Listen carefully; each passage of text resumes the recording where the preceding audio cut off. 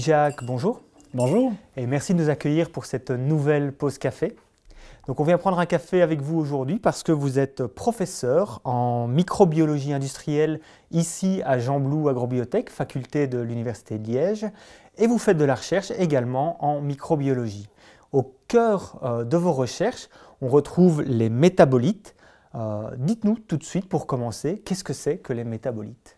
Donc les métabolites, ce sont des molécules qui sont produites par les micro-organismes. Elles sont soit produites en interne à l'intérieur de la cellule pour servir quelque part soit d'éléments, si vous voulez, de construction de la cellule, soit éventuellement dans une cascade de réactions pour fournir de l'énergie à la cellule pour sa croissance. Mais il y a aussi un certain nombre de métabolites qui sont excrétés à l'extérieur de la cellule, et c'est surtout ceux-là qui nous intéressent. D'accord. Est-ce qu'il y en a certaines qu'on connaît par rapport à des applications particulières ? Ah oui, bien sûr. On a, bien sûr, un exemple très simple, c'est l'éthanol. L'éthanol est un exemple de métabolite qu'on dit primaire, qui est produit par la levure notamment, dans toute une série de boissons fermentées. Voilà un exemple très simple de métabolite. Un autre métabolite, c'est un antibiotique, par exemple, la pénicilline, qui est produite par un champignon. Deux exemples un peu différents de métabolites avec des applications différentes. Alors ces métabolites, vous leur voulez quoi ? Qu'est-ce que vous cherchez à comprendre chez les métabolites ? Alors l'idée générale, c'est qu'on s'est consacré à un mécanisme de biosynthèse un peu particulier de métabolites qui sont des métabolites d'origine peptidique, c'est-à-dire qui sont des peptides, c'est-à-dire ce qu'on appelle des petites protéines, si vous voulez, mais qui ne sont pas synthétisées par le mécanisme classique de toutes les protéines. Et on appelle ce mécanisme le mécanisme de synthèse peptidique non ribosomal, parce qu'il ne fait pas appel à ces ribosomes qui sont un des outils essentiels pour la production des protéines. Et donc ces molécules, elles présentent pas mal d'intérêt parce qu'elles ont toute une série d'activités biologiques et donc d'applications dans toute une série de secteurs très intéressantes.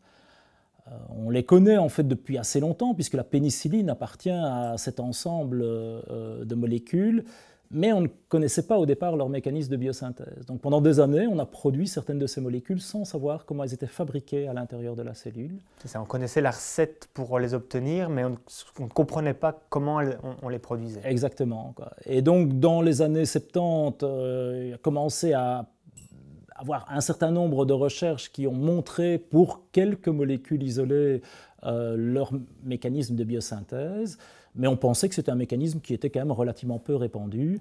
Et aujourd'hui, honnêtement, on voit quand même des milliers de molécules qui sont fabriquées par ce mécanisme. D'ailleurs, c'est vraiment une recherche qui est en pleine phase exponentielle, je dirais, de croissance, parce qu'on voit toute une série de publications apparaître sur toute une série de nouvelles molécules et d'applications de ces molécules.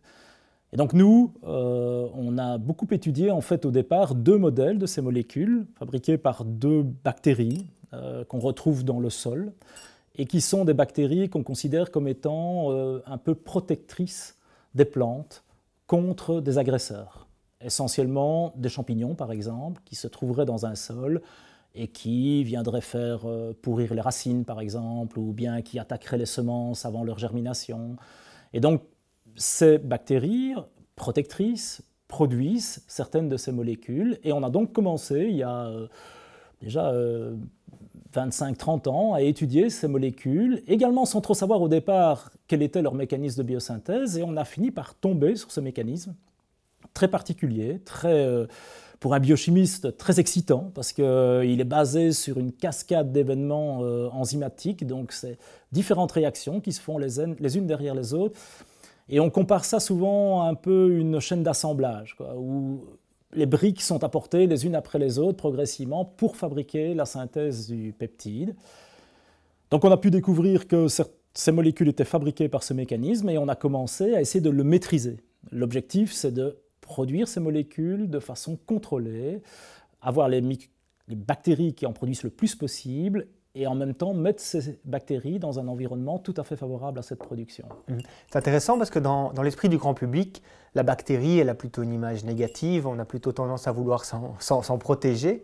Là, vous utilisez la bactérie pour obtenir des propriétés positives. Tout à fait. Et ça, c'est un gros message, je dirais, de notre laboratoire. C'est qu'effectivement, il y a toute une série d'applications qui sont extrêmement favorables à l'homme dans toute une série de domaines et qui utilisent les micro-organismes ou les métabolites microbiens. Et donc, on se situe, nous, dans ce cadre-là, d'essayer de trouver des nouveaux métabolites synthétisés par ce mécanisme, de caractériser un peu leur structure, de caractériser leur mécanisme de biosynthèse et puis leurs activités biologiques. Et quand on a quelque chose comme ça d'un peu intéressant, eh bien, on va alors jusqu'à essayer de développer un procédé de production pour peut-être avoir à terme quelque chose qui est réaliste au niveau industriel, c'est-à-dire une molécule qui présente une activité et une application donc intéressante, et en même temps, d'un point de vue économique, la démonstration que la production de ces molécules sera réaliste. Quand vous dites caractériser, c'est en gros définir les propriétés de la molécule? Notamment la structure d'abord, hein, c'est important de connaître la structure, notamment pour voir si c'est une nouvelle molécule, parce que si vous trouvez, et c'était notre cas, une nouvelle molécule qui en même temps a une propriété biologique particulière, vous pouvez déposer un brevet. Et donc il y a quelques années, par exemple, on a trouvé une nouvelle molécule qu'on appelle un lipopeptide, donc une molécule qui a, si vous voulez, une partie plutôt acide gras lipidique qui aime bien l'huile, et une partie plutôt peptidique qui aime bien l'eau. Et donc cette molécule un peu particulière a des propriétés intéressantes contre les champignons. Et en particulier contre les champignons qui sont responsables des maladies des plantes, donc ce qu'on appelle les champignons phytopathogènes. Et du coup, on a déposé un brevet sur cette molécule. Et de fil en aiguille, on a créé une petite start-up qui produit aujourd'hui cette molécule dans l'espoir, dans quelques années, d'en faire un nouveau biopesticide. Donc il y a vraiment un côté très appliqué dans vos recherches. Ce n'est pas simplement la recherche fondamentale, il y a même plus que l'application, même le développement économique derrière de vos recherches. Oui, tout à fait. Quand moi je suis arrivé ici pour une première fois, puisque je reviens ici après quelques années en France, mais je suis arrivé ici il y a un peu plus de 25 ans, après ma thèse de doctorat, et le professeur Tonard, qui était à l'époque responsable du service, m'a confié la tâche d'identifier les mécanismes par lesquels certains biopesticides, mais basés sur des micro-organismes qui étaient déjà en projet, je dirais, dans le laboratoire, fonctionnent, comment est-ce qu'ils agissent quand ils sont dans le sol. Et donc c'était une recherche relativement en amont à l'époque, quoi. Et progressivement, au fil du temps, après avoir découvert quel était le mécanisme d'action de ces micro-organismes, découvert ces fameuses nouvelles molécules, étudié leur structure, étudié leur mode d'action, on en est arrivé à trouver une application véritablement réaliste et développer donc un procédé de production. Et là, on a basculé, entre guillemets, de la recherche plus en amont vers une recherche plus appliquée, dans l'optique, effectivement, de démontrer qu'il était possible de produire cette molécule à l'échelle industrielle. Et avec cet ensemble de résultats, en même temps, il faut quand même se rendre compte que ce n'est pas le travail d'une seule personne ou d'une seule équipe, c'est le travail de plusieurs équipes en connexion les unes avec les autres. Donc on a été responsable d'un très gros projet européen dans lequel on a pu, avec un certain nombre de partenaires, démontrer que nos molécules étaient réellement actives dans des conditions d'application proches de celles qu'on pourrait utiliser en agriculture, en agronomie. Et donc, tenant compte de l'ensemble de ces résultats, on a validé l'idée de développer une entreprise qui pourrait les produire. Et donc, effectivement, c'est très agréable de se dire, après 25 ans de recherche, qu'on aboutit à quelque chose de réaliste et de transférable à l'échelle industrielle. J'imagine que si vous êtes dans ce procédé, c'est parce que vous amenez une réelle innovation derrière. Oui. C'est laquelle l'innovation par rapport ? L'innovation, si vous voulez, c'est que quand il y a 25 ans, je suis arrivé ici, on développait des micro-organismes comme biopesticides. Donc aujourd'hui, il y a des dizaines d'entreprises qui en vendent, et il y a un grand nombre de produits et ça n'arrête pas d'augmenter, je dirais, le nombre de produits de ce type qui sont sur le marché. Et nous, ce qu'on propose aujourd'hui, c'est... Parce que quand on pense biopesticides, on se dit, oui, c'est quoi? C'est les coccinelles, par exemple? Il peut y avoir de tout, effectivement. Donc il y a ce qu'on appelle les macro-organismes, c'est l'exemple des coccinelles qui vont lutter contre les pucerons. Donc ça, c'est un premier exemple. Puis le deuxième grand groupe, ce sont les micro-organismes. Donc micro-organisme qui est très connu, c'est ce qu'on appelle le Bacillus thuringiensis, qui est une bactérie qui a des propriétés insecticides et qui est vendue et utilisée depuis de très nombreuses années déjà. Et donc, quand j'ai commencé ici, on était dans cette logique de trouver un certain nombre de bactéries comme ça qui ont des activités contre des champignons phytopathogènes et qui nous permettent éventuellement de développer des nouveaux produits. Et d'ailleurs, ces produits ont été développés dans la suite. Mais on n'imaginait pas de pouvoir produire la molécule elle-même. On se disait, ce ne sera jamais rentable d'un point de vue économique. Et donc, on ne faisait pas ça il y a 25 ans. Et ce sont justement les progrès du travail qu'on a fait pendant 25 ans, et aussi des technologies, qui nous permettent aujourd'hui de dire c'est potentiellement rentable d'un point de vue économique de produire la molécule. Et on a l'impression que la molécule va être, enfin on n'a pas que l'impression, on a même des preuves que la molécule est plus efficace. Donc on ouvre là une nouvelle catégorie de produits dans le domaine des biopesticides, dans la classe des biopesticides, qui ne sont ni des macro-organismes ni des micro-organismes, mais des métabolites microbiens, qui ont donc la qualité d'être biodégradables. Comparé, je dirais, aux pesticides chimiques actuellement, c'est un grand défi, donc ça, c'est parfait. Ils ne s'accumulent pas dans l'environnement, ils sont dégradés, qui ont en général des propriétés de toxicité qui sont moins élevées, moins importantes que les pesticides chimiques, et qui vont donc avoir aussi la qualification de produits biologiques, puisque d'origine biologique. Donc voilà, et ça, c'est effectivement un secteur qui intéresse beaucoup les entreprises aujourd'hui. Donc du coup, on a été contacté par pas mal de grands du secteur intéressés par ce type de produits. C'est ça. Avec comme défi majeur, j'imagine, de pouvoir les produire à un prix qui les rend compétitifs sur le marché. Exactement. Donc aujourd'hui, on est sûr que la molécule est efficace.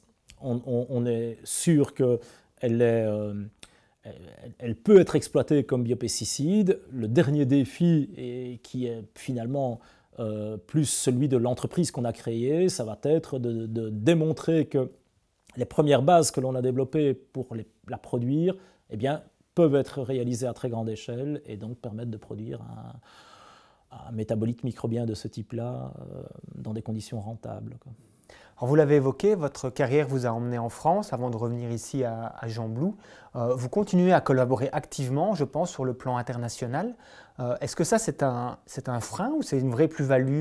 Parce que j'imagine que ce n'est pas toujours facile de coordonner comme ça une recherche au niveau transfrontalier.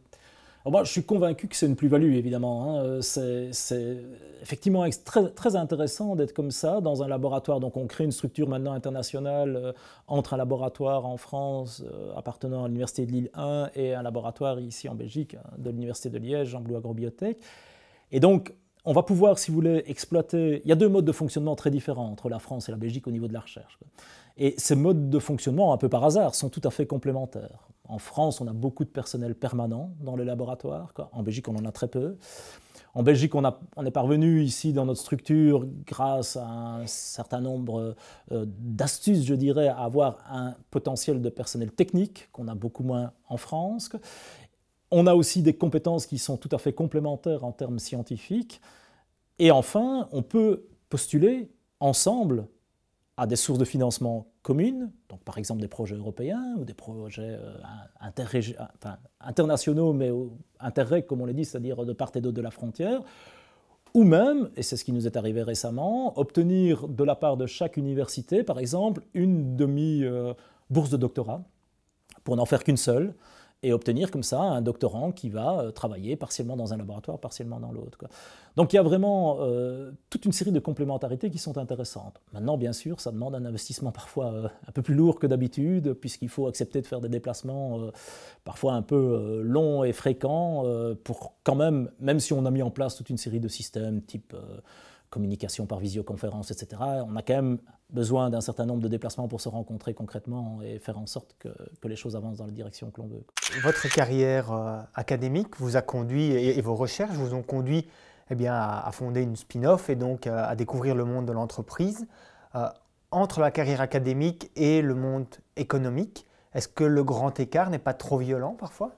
Alors c'est vrai que c'est un apprentissage de tous les jours et on a beau être dans un laboratoire où on avait quand même déjà un certain nombre de contacts avec le monde de l'entreprise, quand on voit le monde de l'entreprise un peu plus de l'intérieur, on se rend compte quand même qu'il y a un mode de fonctionnement qui est complètement différent. Vraiment, c'est impressionnant de voir la différence, je trouve.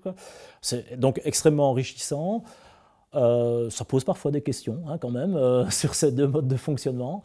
Ça permet parfois aussi de s'enrichir l'un et l'autre, en se disant tiens, je vais tirer profit de ce mode de fonctionnement pour l'appliquer dans le laboratoire, ou du côté de l'entreprise, tirer profit. Qu'est-ce que ça vous a appris par exemple ? Moi, je pense que ce qui est le plus important aujourd'hui, c'est que je me rends compte, si vous voulez, qu'il y a un grand nombre de résultats de la recherche fondamentale qu'on a aujourd'hui dans nos tiroirs et qu'on on ne fait pas sortir assez rapidement pour transférer aux entreprises, quoi. Je crois que ça, c'est vraiment... J'ai changé mon mode de fonctionnement au niveau de la recherche, tout en continuant à faire de la recherche fondamentale, ce n'est pas ça le problème, mais j'ai en tête, quand je sens qu'il y a un résultat qui est majeur et important, j'ai en tête de réfléchir à la protection de ce résultat, aujourd'hui, avant de le publier, alors que mon réflexe précédent était d'abord de le publier, et puis finalement je ne pensais pas trop au brevet et à la propriété. Parce que le monde académique pousse à ça, le monde académique pousse à la publication pour la carrière. Exactement, pour la carrière, pour aussi des raisons, hein, quand vous avez des doctorants qui doivent absolument terminer leur thèse avec un certain nombre de publications, il faut que les publications sortent avant la thèse de doctorat, donc il y a des délais parfois qui sont courts.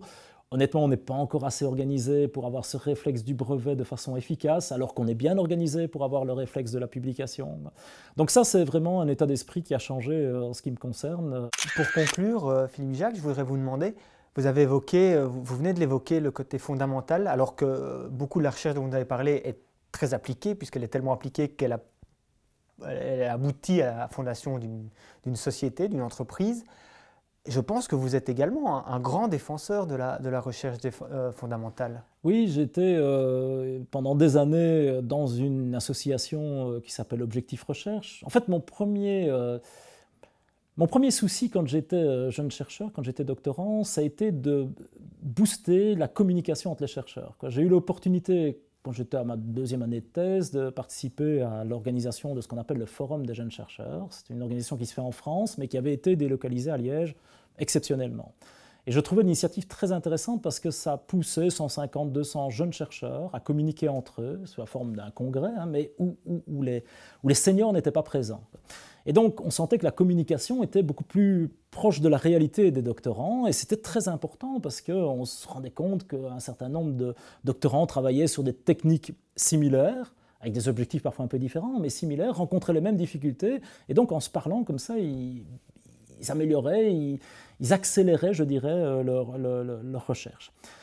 Et ensuite, s'est créée une association qui s'appelait Objectif Recherche, qui existe toujours, de défense de la recherche, et notamment de la recherche fondamentale, parce qu'à l'époque, je pense que ça reste quand même encore le cas, malheureusement, la recherche fondamentale n'était pas assez financée en Belgique. Et un des objectifs de cette association était aussi de maximiser la communication entre les chercheurs. Donc j'ai proposé, la petite association que j'avais créée dans la foulée du Forum des jeunes chercheurs, j'ai proposé qu'elle adhère quelque part à Objectif Recherche, et je me suis retrouvé dans cette association, où j'étais d'ailleurs quelques années plus tard le président, et où j'ai passé effectivement beaucoup d'heures à réfléchir à comment organiser la recherche fondamentale en Belgique, comment la défendre pour qu'elle soit mieux financée, mieux considérée.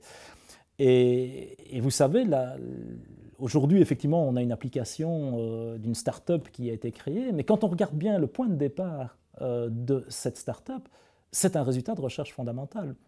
C'est un résultat qu'on a obtenu sans y penser au départ. On avait une hypothèse de départ, on a fait un travail, et on a généré comme ça, tout à coup, de nouvelles formes d'une molécule.